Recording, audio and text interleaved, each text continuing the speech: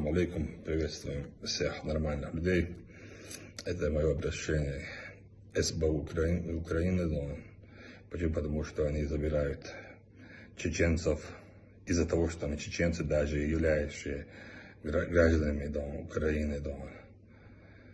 Они их забирают по подозрению, и потом они исчезают, не могут их родственники их найти.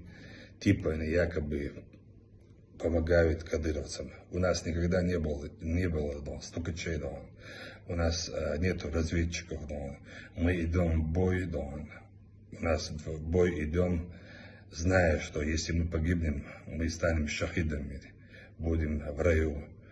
И если мы выиграем, то выиграем, и освободим народ от насилия, от безвластия. Вы 8 лет бомбили Донецк, Луганск, убивали тысячи людей. Вам этого не хватало. Но теперь, когда начали наводить порядок, когда наши бойцы по призыву, они должны быть там, вы начали отслеживать чеченцев. И этим вы хотите напугать там остальных. Мы идем, я еще раз говорю, несмотря ни на что, нам не нужны никакие оперативные информации. Поэтому требую с вас, чтобы вы по-быстрому решили вопрос с нашими чеченцами.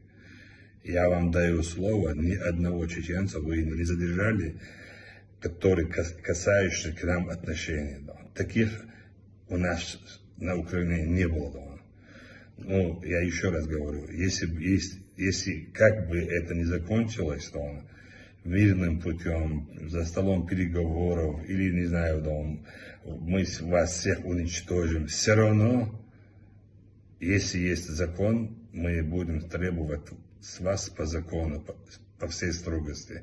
А если нету закона, то у нас есть свои законы, традиции, обычаи, кровная месть. Мы не оставим вас. Поэтому я требую руководства во главе с Зеленским, вооруженные силы, СБУ. Будьте людьми и отпустите мирных жителей. Я вам клянусь, как чеченец, мусульмане, они ни в чем не виноваты. Вам просто позор избивать спортсмена за то, что он когда-то сказал Ахмад Сила. Мы сейчас говорим у вас на Украине, в каждом углу, в каждом улице Ахмад Сила. Где вы? Почему вы бежите от нас? Почему с нами вы так не поступаете? Не стыдно перед женщинами, перед женами своими. Так что имейте в виду, это не просто слова, за эти слова я отвечаю.